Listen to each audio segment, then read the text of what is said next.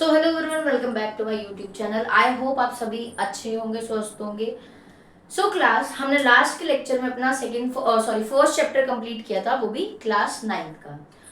सो आज हम एक इंटरेस्टिंग चैप्टर करने जा रहे हैं। ठीक है, साइंस के एक ऐसे चैप्टर की शुरुआत कर रहे हैं किसकी, जो देखने में तो छोटा है लेकिन एक्चुअली जो पूरी लाइफ की फॉर्मेशन है ना, वो इसी चैप्टर के बेस पे है। ठीक है। सो बच्चों, मुझे एक चीज बताओ, कभी आपने ये सोचा कि हम इतना सारा जो बॉडी है, जो हमारी बॉडी है, वो एक साथ इतना सारा काम कैसे करती है? सुबह उठना, खाना खाना, वॉक करना और कोई एक्टिविटी करना, तो ये सब कैसे होता है? ठीक है, आपने कभी ये सोचा कि ये सब कैसे होता है?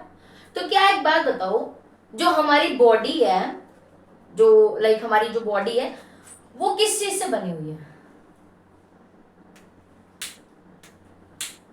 क्या वो किसी सिंगल चीज से बनी हुई है? अगर वो किसी सिंगल चीज से बनी होती तो क्या वो एक टाइम पे अलग अलग काम कर सकती, एक टाइम पे उठ सकती और उसी टाइम पे वो खा सकती? सो इसका आंसर है नो। ठीक है, इसका आंसर है नो। वो एक टाइम पे क्या नहीं कर सकती? सारे काम एक टाइम पे नहीं कर सकती। अब एक सपोज करो, जैसे एक बहुत बड़ी सी बिल्डिंग है, ठीक है, उसमें एक छोटे छोटे ब्रिक्स से मिलकर एक बिल्डिंग जो है वो एक छोटी छोटी ब्रिक्स से मिलकर बनती है। ठीक है, वैसे ही हमारी बॉडी क्या होता है, एक बहुत छोटी छोटी यूनिट से मिलकर बनती है। ठीक है, और उस छोटी यूनिट को हम क्या कहते हैं? क्या कहते हैं? सेल। क्या कहते हैं उस छोटी यूनिट को? सेल। अब सेल इतना छोटा होता है कि हम उसको अपनी नॉर्मल आईज से नहीं देख सकते। ठीक है, लेकिन जो इसकी छोटी सी स्ट्रक्चर के अंदर लाइफ के इतने सारे इंपॉर्टेंट जो है ना फंक्शंस होते हैं कि सिर्फ ये छोटी सी यूनिट ऑफ सेल हमें इतना बड़ा बना देती है, हमारी बॉडी को इतना फंक्शनल रखती है कि हम उससे अपना सर्वाइव कर सकते हैं।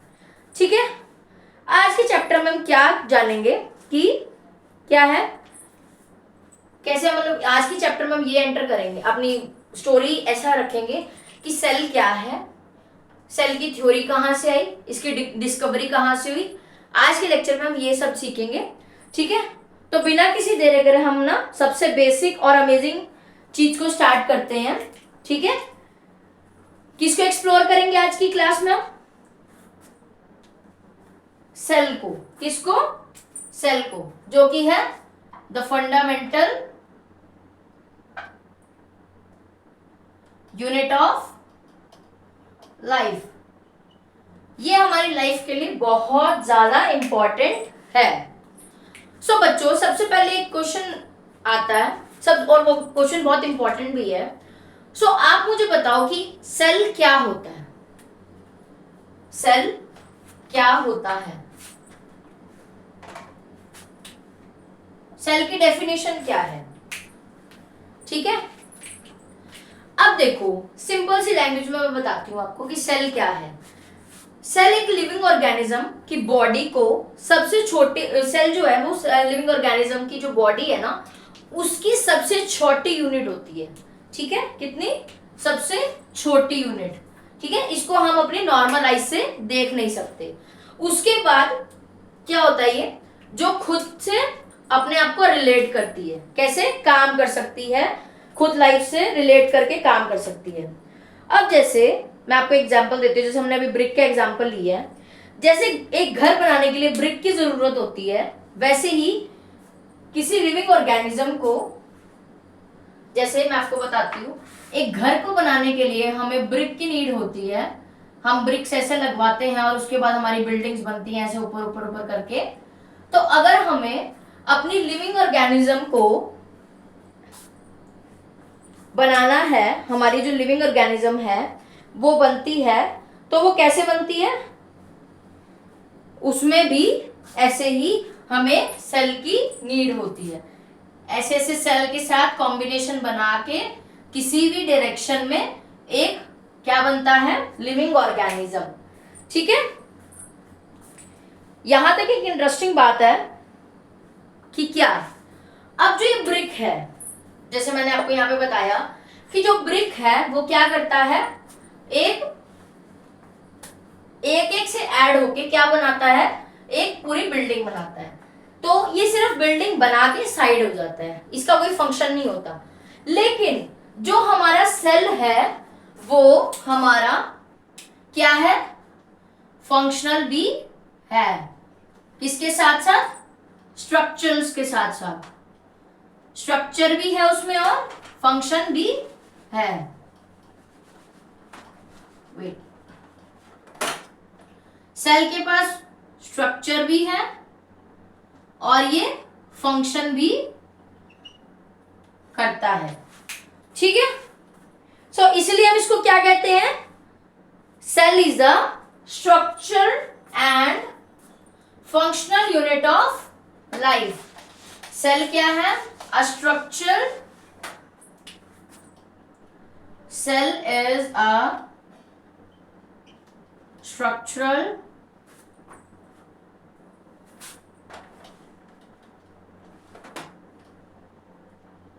and functional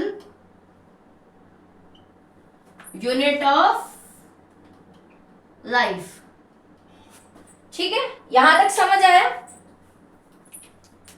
अब देखो बच्चों, स्ट्रक्चर का क्या मतलब होता है, स्ट्रक्चरल का मतलब होता है कि जो बॉडी के स्ट्रक्चर बनाता है, और फंक्शनल का क्या मतलब हो गया, जो बॉडी के इंपॉर्टेंट फंक्शंस को परफॉर्म करता है।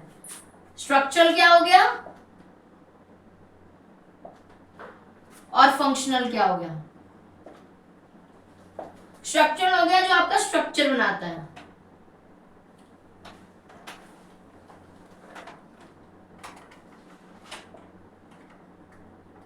और फंक्शनल क्या हो गया, ये आपकी बॉडी के परफॉर्म बॉडी फंक्शन। क्या होता है, perform body functions.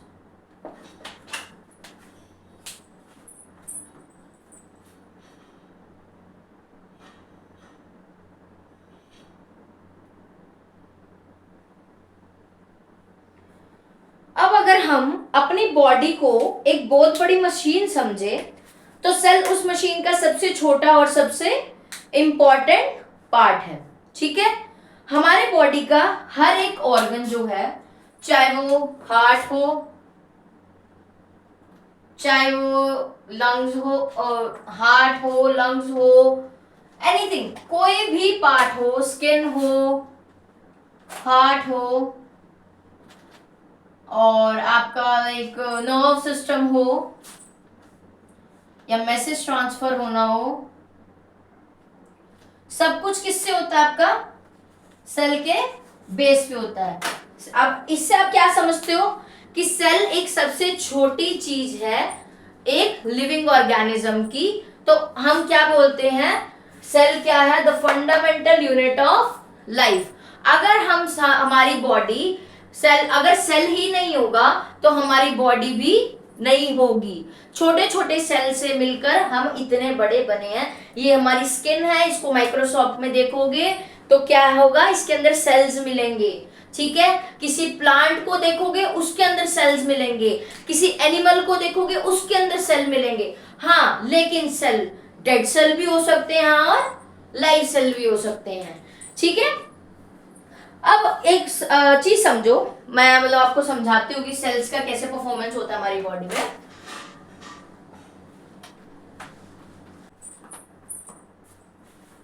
So class, एक छोटे से ना एग्जाम्पल से हम समझते हैं कि सेल हमारे लाइफ में कैसे रोल करता है। यहां तक समझ आया कि आपको सेल और स्ट्रक्चरल और फंक्शनल यूनिट है, ठीक है। अब नेक्स्ट मैं आपको बता रही हूँ कि सेल कैसे काम करता है। अब एक एग्जाम्पल लेते हैं, ठीक है। आपने एक स्कूल तो देखा ही होगा, ठीक है। अब एक स्कूल एक बड़ा सिस्टम है, ओके, यहां तक हमें समझ आ गया। स्कूल एक बड़ा सिस्टम है तो एक बंदा तो स्कूल को संभाल नहीं सकता, ठीक है। अब क्या है, प्रिंसिपल क्या देखेगा, मैनेजमेंट देखेगा, टीचर क्या करती है, पढ़ाते हैं, स्टूडेंट क्या करते हैं, लर्न करते हैं, और जो बाकी का स्टाफ है वो क्या करता है, मैनेजमेंट को प्रॉपरली बाकी के कामों को संभालता है, ठीक है। बिल्कुल इसी तरह बॉडी में अलग अलग ही सेल होते हैं जो अपना अपना काम करते हैं। अब कोई सेल क्या होते हैं जो मूवमेंट करते हैं, ठीक है, मतलब हमारी बॉडी को ऐसे कैसे भी मूवमेंट होनी हो उसको हेल्प करते हैं होने में, ठीक है। कोई मैसेज ट्रांसफर करता है, मैसेज ट्रांसफर कैसे हो गया, इसका एग्जांपल मैं देती हूं। अब सपोज करो कि आप कुछ बना रहे हो, ठीक है। सपोज करो आपके हाथ में गर्म पानी का ग्लास है, लेकिन आपने उसको क्वेश्चंस के साथ पकड़ा हुआ है। समहाउ क्या हुआ कि वो बिल्कुल माइनर सा वो आपकी फिंगर पर टच हो गया, तो आप एकदम ऐसे ऐसे करते हो हाथ, तो उसका मतलब क्या हो गया, आपके माइंड को पता लगा कि ये चीज गर्म है, ठीक है। तो वो कैसे पहुंची माइंड तक, वो मैसेज के थ्रू पहुंची। अब मैसेज कौन लेके गया नर्व्स में से, सेल। किसने हेल्प करी, सेल ने। अब ये देखो कितना फ्रैक्शन ऑफ सेकेंड्स में वो चीज अपने आप में हुई कि हमने उसको ऐसे पकड़ा और हमारे हाथ पे बिल्कुल थोड़ा सा टच हुआ और हमने अपना हाथ ऐसे कर लिया, ठीक है। सो क्या हो गया ये, उसके बाद कोई हमें प्रोटेक्ट करता है, कैसे कैसे, अब हमें कहीं चोट लगी, मान लो मेरे यहाँ चोट लग गई है, सब थोड़े दिनों बाद क्या होगा, वो अपने आप स्किन कवर होने लग जाएगी। तो क्या होता है, कैसे होगा, वो सेल अपने आप को दोबारा से बनाना शुरू कर देते हैं, तो उससे क्या होगा, आपका प्रोटेक्शन होगा, ठीक है। अब एक इंटरेस्टिंग क्वेश्चन आता है, जो अगर सेल इतना ही इंपॉर्टेंट है हमारे लिए, तो क्या हर लिविंग ऑर्गेनिज्म में ये सेल होते हैं, बताओ। अगर सेल इतना ही इंपॉर्टेंट है, फंक्शनल भी है, स्ट्रक्चरल भी है और इतने सारे काम भी करता है और उसके बाद इतना इंपॉर्टेंट भी है, तो ये हर हर लिविंग ऑर्गेनिज्म में मिलता है, तो इसका आंसर क्या है, यस, ये हर लिविंग ऑर्गेनिज्म में मिलता है, ठीक है। चाहे वो एक माइक्रोस्कोप बैक्टीरिया हो या एक ह्यूज ट्री हो, चाहे वो इतना सा हो इसमें भी सेल मिलेगा, चाहे वो इतना बड़ा कुछ हो उसमें भी सेल मिलेगा, चाहे वो इससे भी बड़ा कुछ हो उसमें भी सेल मिलेगा। बिना सेल के ना तो कोई एनिमल है, ना ही कोई प्लांट है, ना ही कोई लिविंग ऑर्गेनिज्म लाइक ह्यूमंस है, कुछ भी नहीं है बिना सेल के। सेल है तो सब है, वरना कुछ भी नहीं है, बिना सेल के कुछ नहीं है, ठीक है।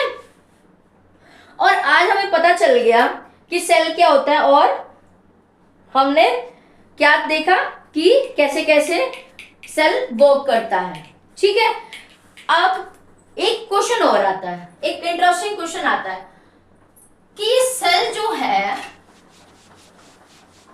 उसके बारे में साइंटिस्ट को कैसे पता लगा, किसी ने सर्च करा तब आज हम इस चीज को पढ़ रहे हैं, लेकिन उस पर्सन को उस टाइम पे कैसे पता लगा कि इसके अंदर कुछ है, कुछ स्ट्रक्चर्स बन रहे हैं।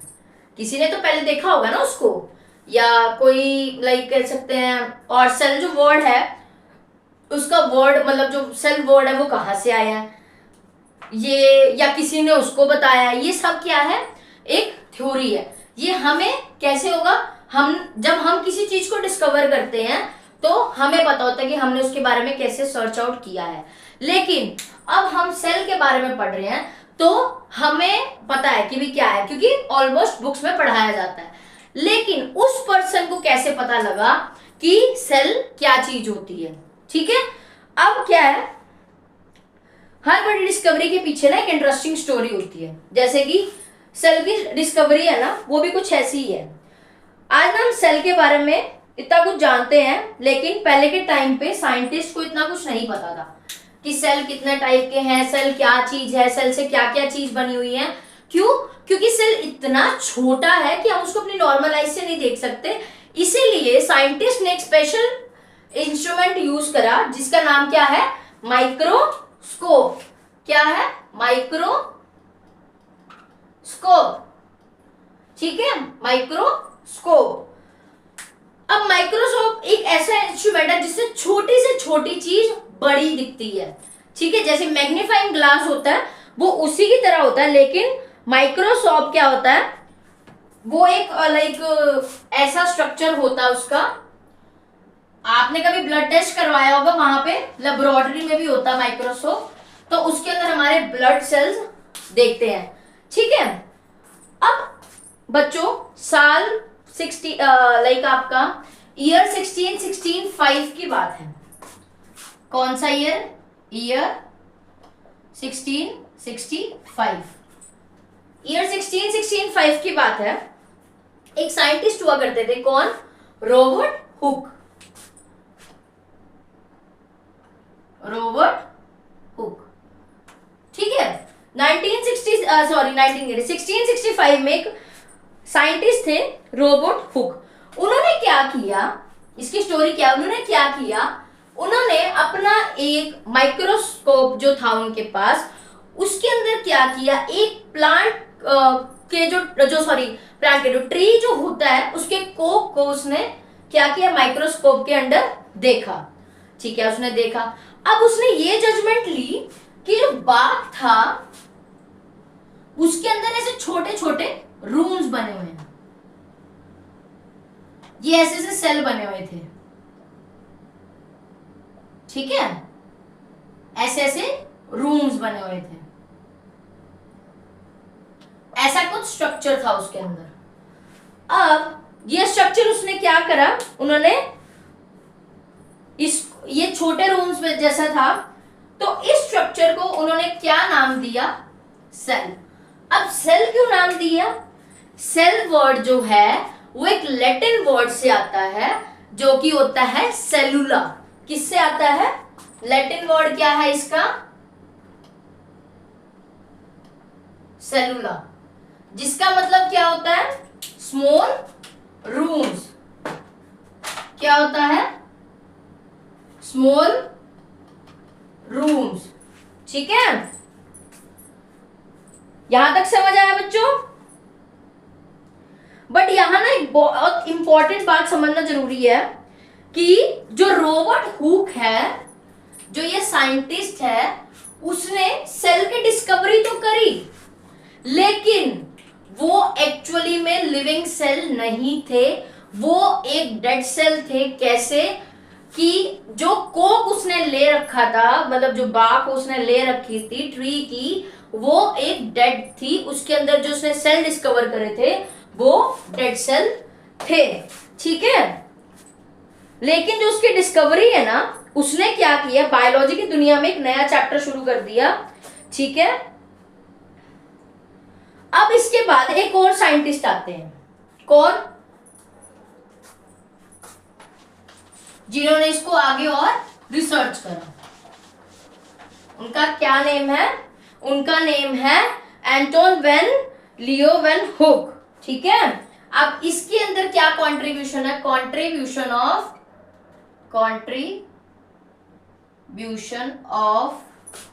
एंटोन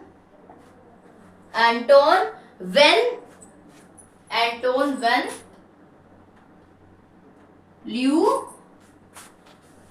लियोवेनहुके। ठीक है, अब हमें पता लग गया कि लिविंग ऑर्गेनिज्म में सेल होते हैं, लेकिन अब वो इस थ्योरी को रॉबर्ट हुक ने थ्योरी बताई थी, वो बताई थी डेड सेल पे। लेकिन अब एंटन वेन ल्यूक क्या करते हैं, उसको आगे लेके चलते हैं और उन्होंने एक पावरफुल माइक्रोस्कोप डेवलप किया और पहली बार उन्होंने क्या किया, लिविंग सेल को और ऑब्जर्व किया। ठीक है, अब उन्होंने क्या किया, पॉन्ड वाटर जो होता है उसमें कुछ छोटे छोटे लिविंग ऑर्गेनिजम्स होते हैं। पॉन्ड वाटर हो गया, जैसे घर पे किसी ने थोड़ा सा स्विमिंग पूल बना रखा, उसमें कोई फिशेस वगैरह डाली हो। अब पॉन्ड वाटर में कुछ क्रिएचर्स थे, उन्होंने क्या किया, उन्होंने उसका लिविंग ऑर्गेनिज्म देखा। ये डिस्कवरी ना बहुत इंपॉर्टेंट थी, क्योंकि इससे साइंटिस्ट को पता चला कि सिर्फ बड़ी चीजों में नहीं, बल्कि माइक्रोस्कोप से दिखने वाली चीजों में भी सेल होते हैं। ठीक है, अब सोचिए, अगर माइक्रोस्कोप इन्वेंट नहीं होता तो क्या होता? क्या हम कभी सेल के बारे में जान पाते? बिल्कुल नहीं। माइक्रोस्कोप ने साइंटिस्ट को एक नई दुनिया दी है। किसकी? सेल की दुनिया। World of cell. यह कहां से आई है हमें? माइक्रोस्कोप से। माइक्रोस्कोप ना होता तो हमें सेल के बारे में पता ही ना होता। ठीक है, इसके बाद यहां तक समझ आया बच्चों कि सेल की डिस्कवरी कैसे हुई, रॉबर्ट हुक, एंटन वैन ल्यूइक ने क्या क्या किया और इनका क्या क्या कंट्रीब्यूशन था। अब एक नेक्स्ट क्वेश्चन ये आता है कि क्या साइंटिस्ट ने सिर्फ सेल को डिस्कवर किया था? आंसर दो। ये सेल्स के बारे में उसने डिस्कवर या थ्योरी बनाई थी? और क्या हर लिविंग ऑर्गेनिज्म सेम टाइप के सेल बनाता है? सो इसका आंसर नो है।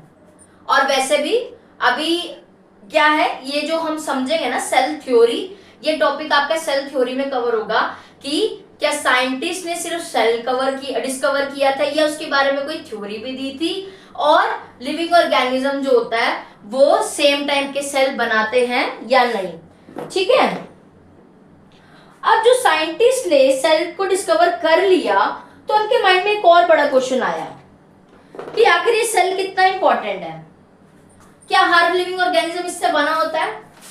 सो इसका आंसर है yes, cell is very important for us. ठीक है, उससे नेक्स्ट क्या आया कि क्या सेल जो है वो लाइफ की बेसिक यूनिट है? सो इसका आंसर है यस। अब इन्हीं क्वेश्चन के आंसर ढूंढने के लिए साइंटिस्ट ने बहुत सारी रिसर्च की और इसी रिसर्च के बेसिस पर क्या आया? Cell theory. ठीक है, क्या आया? Cell theory. अब सेल थ्योरी क्या है? सेल थ्योरी बायोलॉजी की एक इंपॉर्टेंट थ्योरी है जो हमें बताती है कि लिविंग ऑर्गेनिजम्स और सेल के बीच क्या रिलेशन है। ठीक है, इस थ्योरी को डेवलप करने के लिए दो साइंटिस्ट का बहुत बड़ा कंट्रीब्यूशन है। किसका किसका? मैथिन स्केचलिन का और थियोडर स्केचवान का।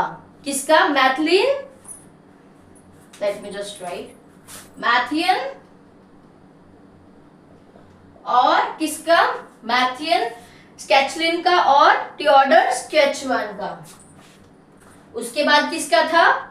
थियोडर स्केचवान का।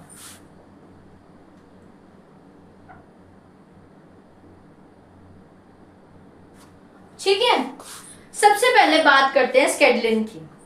अब मैथिली स्केडलिन ने एक बॉटनिस्ट थे जो बायो के साइंटिस्ट होते हैं और सेल्स के ऊपर या कोई छोटी छोटी ऑर्गेनिजम्स पे काम करते हैं, उसको क्या कहते हैं? बोटानिस्ट। मतलब वो प्लांट की जो स्टडी करते हैं उनको क्या कहते हैं? बोटानिस्ट। ठीक है, अब उन्होंने प्लांट्स पे रिसर्च करी, ठीक है, और ऑब्जर्व किया कि प्लांट की बॉडी में बहुत सारे सेल मिलकर जो है वो बनी होती है। उन्होंने कंक्लूड किया all plants are made up of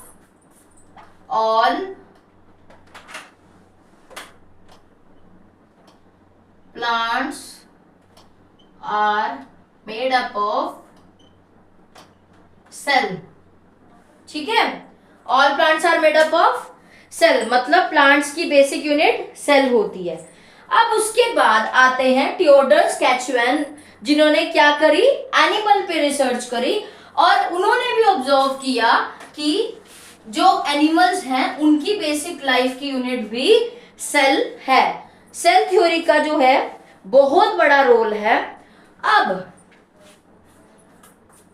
हमें इससे पता लगता है कि प्लांट में भी सेल की नीड है और एनिमल में भी सेल की नीड है, ह्यूमंस को तो है ही है।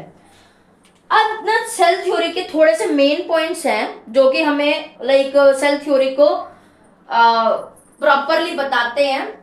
तो स्केडलिन और स्केचमैन की रिसर्च से सेल थ्योरी के दो इंपॉर्टेंट जो है पॉइंट सामने आए, जो कि सभी लिविंग ऑर्गेनिज्म जो है वो एक से ज्यादा सेल से बने होते हैं। मतलब कोई ऑर्गेनिज्म जो है वो छोटा हो या बड़ा, उसकी बेसिक स्ट्रक्चर जो है वो सेल ही होती है। अब नेक्स्ट पॉइंट क्या है? सेल लिविंग ऑर्गेनिज्म की बेसिक स्ट्रक्चर और फंक्शनल यूनिट होती है। मतलब बॉडी का स्ट्रक्चर भी सेल बनाता है और लाइफ की इंपॉर्टेंट फंक्शन भी सेल ही परफॉर्म करता है। अब लेकिन सेल थ्योरी में एक और इंपॉर्टेंट साइंटिस्ट का कंट्रीब्यूशन था, किसका? रडोल्फ विक्रो का। किसका? रडोल्फ विक्रो का। उन्होंने रडोल्फ विक्रो, ठीक है, उन्होंने क्या किया?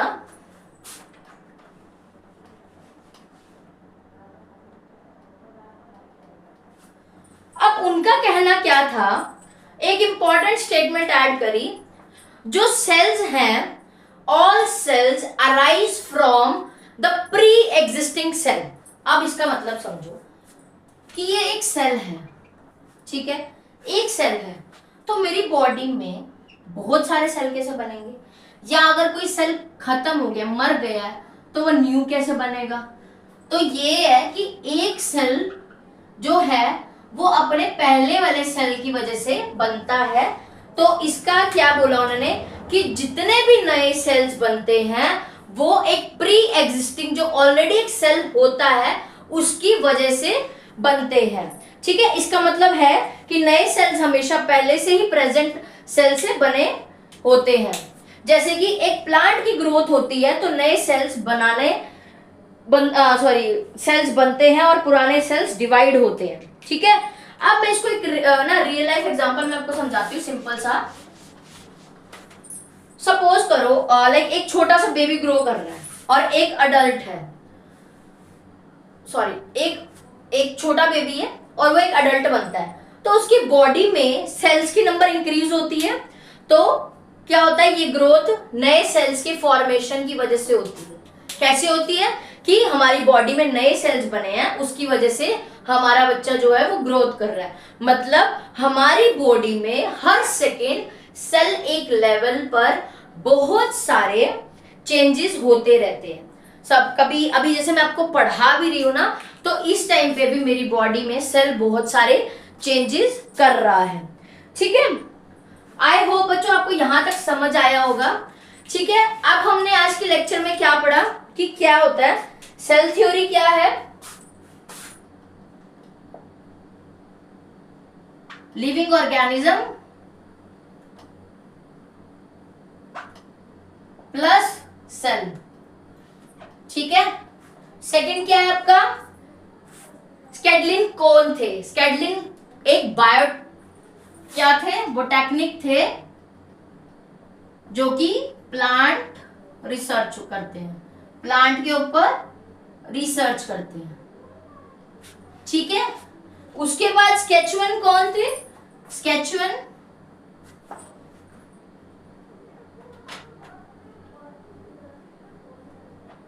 जिन्होंने एनिमल पे रिसर्च करी। उसके बाद विक्रो ने क्या किया? विक्रो ने क्या किया? एक नया कंसेप्ट, एक नई स्टेटमेंट दी थ्योरी के अंदर कि जो नए सेल बनते हैं वो प्री एग्जिस्टिंग सेल से ही बनते हैं। ठीक है, क्या करी उसने? विक्रो ने cell are made up from the pre-existing cells, new cells. ठीक है, उसके बाद हाँ सबसे इंपॉर्टेंट कि सेल क्या है? वो बेसिक यूनिट ऑफ लाइफ है। क्या है? Basic unit of life. I hope यहां तक आपको समझ आया होगा। ठीक है, सो आज हमने समझ लिया कि सेल क्या है, इसका डिस्कवर कैसे हुआ और सेल थ्योरी में हमने क्या क्या बताया। अब हम नेक्स्ट जानेंगे कि जब कुछ ऑर्गेनिजम्स सिर्फ एक सेल से बने होते हैं और कुछ बहुत सारे सेल से बने होते हैं तो उसमें डिफरेंस क्या है, यानी यूनिसेलुलर और मल्टी सेलुलर। ठीक है, मैं आपको थोड़ा सा एक ओवरव्यू दे देती हूं। जो यूनिसेलुलर होता है वो क्या होता है? अभी तक हमें पता है कि सेल जो है वो एक बेसिक यूनिट है हमारी लाइफ की, लेकिन अब एक इंटरेस्टिंग क्वेश्चन ये आता है कि हर ऑर्गेनिज्म एक ही सेल से बना होता है या नहीं। सो कल की क्लास में हम क्या पढ़ेंगे कि यूनिसेलुलर और क्या पढ़ेंगे, मल्टी सेलुलर सेल कैसे वर्क करते हैं और सेल्स की स्पेशलाइजेशंस क्या है, इसके बारे में हम सारा कल की क्लास में पढ़ेंगे, जिसके अंदर हम प्रोकैरियोटिक, यूकैरियोटिक सेल्स ये सब कवर करेंगे। ठीक है, आई होप यहां तक आपको समझ आया होगा। अगर यहां तक आपको कोई दिक्कत आती है तो प्लीज कमेंट सेक्शन में आप बिना किसी इशू के आप मुझे कमेंट करके पूछ सकते हैं। Till then have a great day, I hope then have a great day, have a nice day. Comment share like करना बिल्कुल भी मत भूलना एंड आई होप आप इस वीडियो को ज्यादा से ज्यादा लाइक शेयर और कमेंट करेंगे।